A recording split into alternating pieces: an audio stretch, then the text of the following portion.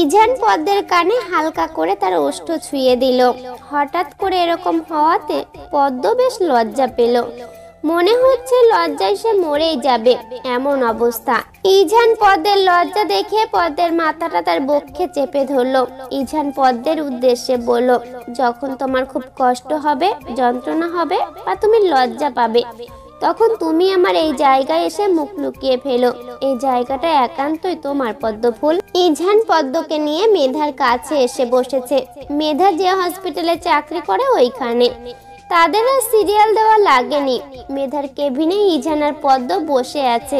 মেধা পদ্মকে কিছু টেস্ট দিল। পদ্ম তো ভয়ে ভয়ে শেষ। টেস্টগুলো যখন করছিল তখন ইজান সাথেই ছিল। নর্মালি এসব টেস্ট প্রত্যেককে দেওয়া হয়, কিন্তু কোনো সমস্যা নেই পদ্মের। রিপোর্ট দেখার পর বুঝেছে, কিন্তু শরীর দুর্বল, তাই স্যালাইন দেওয়া লাগবে। ইজানকে মেধা বলল, তুই কি স্যালাইন এখানে দিবি নাকি তোর বাসায়? বাসায় দিব, সমস্যা নেই, এরপর সবকিছু আমি হ্যান্ডেল করতে পারবো। আচ্ছা, তাহলে তো ভালোই। ঠিক আছে, শোন, পদ্মের মা গ্রামে চলে যাওয়ার পর ওকে আমার বাসায় দিয়ে যাবি। ইজান এই কথাটাকে পাত্তা দিল না বেশি। সেটা পরে দেখা যাবে। মেধা রেগে বলল, বড্ড বেশি বাড়াবাড়ি করিস কিন্তু তুই। তোর বউকে কি কেউ নিয়ে যাবে? আরে দিয়ে আসবো তোর বাসায়, এখন চুপ কর। ইজান পদ্মকে নিয়ে বেরিয়ে গেল হসপিটাল থেকে। পদ্মের খুব বেশি খারাপ লাগছে। গাড়িতে উঠতেই পদ্ম সিটে মাথা হেলিয়ে দিল। পদ্মের সব সময় অসুখ হয় না, আবার হলে ছাড়ে না এমন অবস্থা এখন। ইজান পদ্মের হাত ধরে জিজ্ঞেস করলো, তোমার বেশি খারাপ লাগছে? পদ্ম মাথা নাড়ল। মনে হচ্ছে কথা বলার শক্তি নাই। বাসায় এসে কোনো মতে ফ্রেশ হয়ে শুয়েছে। পদ্মের মা রুবিনা খাতুন পদ্মের জন্য খাবার নিয়ে এসেছে। তিনি নিজ হাতে পদ্মকে খাইয়ে দিচ্ছে। ইজান স্যালাইন নিয়ে আসলো। পদ্মের সাথে অনেক জোর জবরদস্তি করতে লাগলো। পদ্মের কথা হচ্ছে সে এসব দিবে না, তার ভয় লাগে। সারা রাত স্যালাইন দেওয়ার পর পদ্ম মোটামুটি এখন আগের থেকে অনেক ভালো। প্রায় 9 দিন পর পদ্ম এখন পুরোপুরি সুস্থ। পদ্মের মার বোন চলে গিয়েছে। পুষ্প যাওয়ার আগেও ইজানকে লজ্জা দিয়ে গেল। তার ইচ্ছে ছিল তার দুলাভাই তাকে ঘোরাবে। প্রথমবার ঢাকা শহরে এসেছে, কিন্তু তিনি তো ঘোরালেন না। মনে মনে যে কত বকেছে ইজানকে পুষ্প। এখন পদ্ম বাসায় একা একা থাকতে পারে। মূলত তার অভ্যাস হয়ে গিয়েছে। মাঝে মাঝে ইজান পদ্মকে মেধার বাসায় দিয়ে আসে। মেধা পদ্মকে একদম তার ছোট বোনের মতো আদর করে। পদ্ম মেধাকে অনেক সম্মান করে। আর ইজানের সাথেও তার ভালো একটা সম্পর্ক গড়ে উঠেছে। এই ভালো সম্পর্ক গড়ে ওঠার পেছনে মেধার অবদান বেশি, কারণ সেই পদ্মকে বোঝায়, বলে উপদেশ দেয় কিভাবে কি করতে হবে। পদ্মের অসুস্থ হয়ে যাওয়ার পুরোটা জার্নিতে ইজান তার পাশে ছিল। নিজের সবটুকু দিয়ে পদ্মকে সুস্থ করেছে। সকাল 7টা, পদ্ম উঠে গিয়েছে ঘুম থেকে। সকালে নাস্তা বানাচ্ছে। ইজান তার পাশে পদ্মকে না পেয়ে সেও উঠে গেল। এই মেয়েটার এই এক সমস্যা, কে বলে এত সকালে উঠে নাস্তা বানাতে। সকাল সকাল ইজান পদ্মকে মনে মনে বকা দিয়ে ফ্রেশ হতে গেল। ইজান ফ্রেশ হয়ে এসে পদ্মের কাছে আসলো। পরোটা বানাচ্ছে সে। ইজান পদ্মের পিছনে দাঁড়ালো। তোমাকে কে বলে এত তাড়াতাড়ি উঠতে? কেন, নাস্তা বানানো লাগবে না? যদি নাস্তা না বানাই তাহলে কি না খেয়ে হসপিটালে যাবেন?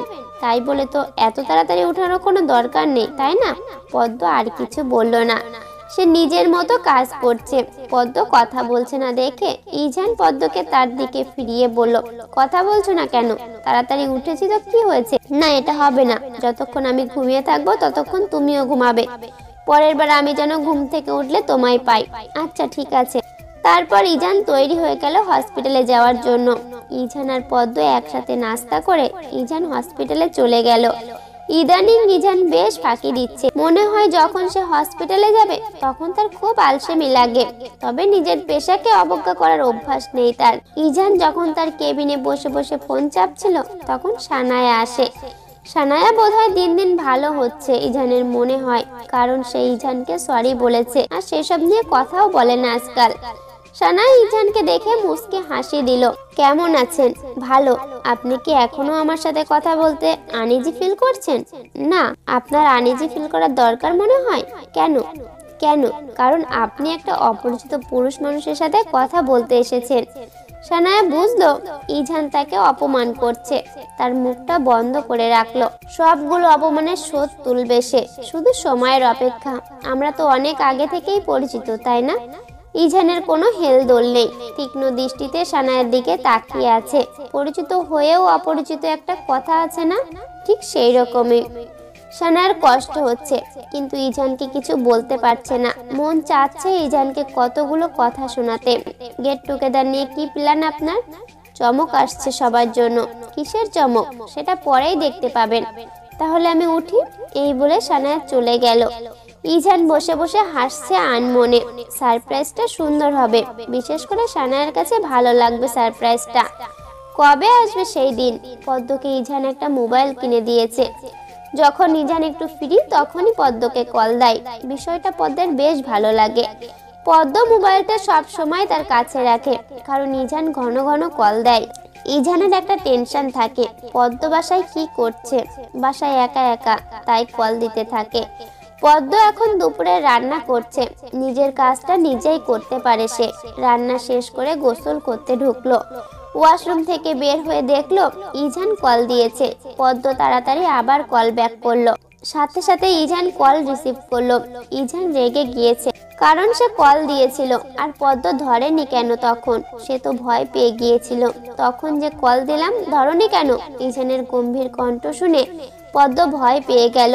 আমি গোসল করতে গিয়েছিলাম। এত দেরি কেন? বাসায় তো একা থাকো, তাও দেরি করে গোসল করতে যাও। তোমার এসব কাজ বিরক্ত লাগে ভীষণ। ইজানের কথা শুনে পদ্ম মুখটা কুঁচকে ফেললো। আর করব না দেরি করে গোসল, সত্যি। আচ্ছা বাদ দাও, খেয়েছো? না খাইনি এখনো। আপনি খেয়েছেন? জি ম্যাডাম, খেয়েছি। খাবার খেয়ে নিও। আচ্ছা, ইজান শান্ত গলায় বলল। আর শাড়ি পরে রেডি হয়ে থেকো। পদ্ম অবাক হলো। কেন? তোমাকে নিয়ে ঘুরতে বের হব। আপনি তো আসেন রাত 10টায়, তখন কি কেউ ঘুরতে বের হয়? আমি সন্ধ্যায় আসব। ইজান আজ তাকে নিয়ে ঘুরতে বের হবে সন্ধ্যায়। পদ্ম তাই করলো। সে সুন্দর করে শাড়ি পরে তৈরি হয়ে গেল। তবে কুচি ঠিক করে হয়নি, কেমন জানি লাগছে তাকে। আয়নার সামনে গিয়ে শতবার দেখে ফেলছে বোধহয় নিজেকে। চোখে একটু হালকা কাজল দিল, চুলগুলো খোপা করলো, সামনে দিয়ে দুপাশের কিছু চুল বের করলো, যেন একটু সুন্দর লাগে। ঠোঁটে হালকা করে লাল কালারের লিপস্টিক দিয়েছে। বেশি লিপস্টিক দেওয়া সে পছন্দ করে না, মূলত এটা তার ভালো লাগে না। এখন পদ্ম সম্পূর্ণ রেডি। কিছুক্ষণের মধ্যেই ইজান আসলো। পদ্মকে দেখে তার ভিতরটা হঠাৎ কেঁপে উঠলো। পিচ্ছি একটা মেয়েকে শাড়ি পরলে এত সুন্দর লাগে কেন? ইজান হেসে দিল পদ্মকে দেখে। পদ্মকে মাথা থেকে পা পর্যন্ত দেখে নিল। কুচিটা ঠিক হয়নি, এটা খেয়াল করেছে ইজান। নিচে বসে কুচিটা ঠিক করে দিল পদ্মের। পদ্ম মুগ্ধ নয়নে তাকিয়ে আছে ইজানের দিকে। কুচি ঠিক করা শেষ হলে ইজান উঠে দাঁড়ালো। ইজান তার হাত পদ্মের গালে স্পর্শ করে বলল, খুব সুন্দর লাগছে মিসেস শেখ। পদ্ম হাসলো ইজানের কথা শুনে। ইজান পদ্মের হাসি দেখে বলল, হাসলে তো আরো ভালো লাগে দেখতে। পদ্ম চোখটা ছোট ছোট করে বলল, এখানে কি দাঁড়িয়ে থাকবেন নাকি? না না, সেসব চিন্তা নেই আজ, চলো আমার সাথে। তারপর ইজান আর পদ্ম বেরিয়ে আসলো। ইজান তার গাড়ি করে পদ্মকে নিয়ে একটা সুন্দর জায়গায় আসলো, যেখানে পাশেই নদী আছে আর নদীর ঘাটে অনেক মানুষ। সবাই সবার ভালোবাসার মানুষ, পরিবার নিয়ে এসেছে। পদ্মের ভয় লাগছে, কারণ সে তো এত মানুষ কখনো দেখেনি। ভয়ে ইজানের হাত চেপে ধরেছে। ইজান পদ্মের কাঁধ জড়িয়ে ধরে বলল, আমি তো আছি, সমস্যা নেই। তারপর তারা বেশ কিছুক্ষণ ওই নদীর পাড়ে দাঁড়িয়েছিল। একজন যেন আর একজনের মনের ভাবটা বুঝতে পারছে। এই সময়টা পদ্মের বেশ ভালো লাগলো। ইজানের কাঁধে মাথা দিয়ে পরিবেশটা উপভোগ করছে পদ্ম। তার যে খুব ভালো লাগছে আজকে। মনে হচ্ছে সে প্রাণ ভরে নিঃশ্বাস নিতে পারছে। এতদিন নিজেকে বন্দি মনে হতো, কখনো বাইরে যাওয়ার কথা মুখ ফুটে ইজানকে বলেনি। আর ইজান তো মহা ব্যস্ত থাকে। মহাশয় বাসায় আসে রাত 9টা বা 10টার পর। সে আবার কখন পদ্মকে নিয়ে ঘুরতে যাবে? বাসায় আসার সময় রাস্তায় একজন ঝালমুড়িওয়ালাকে দেখে পদ্ম গাড়ি থামাতে বলল। ও যখন স্কুলে যেত ওদের স্কুলের সামনে এমন ঝালমুড়িওয়ালা ছিল। পদ্ম প্রতিদিন ঝালমুড়ি খেত। ঝালমুড়ি মনে হচ্ছে তার প্রিয় একটা খাবার। ইজান পদ্মকে এসব রাস্তার খাবার খাবে দেখে কিছু বলল না, কারণ একদিনই তো খাবে। পদ্ম ঝালমুড়ি নিয়ে গাড়িতে উঠে পড়লো।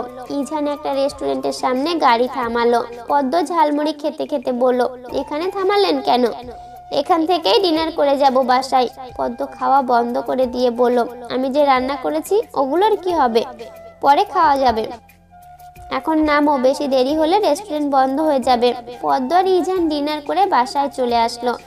ইজান ফ্রেশ হয়ে এসেছে। যখন পদ্ম ফ্রেশ হতে যাবে তখনই ইজান বলল, শাড়ি চেঞ্জ করো না। পদ্ম মাথা নাড়ালো।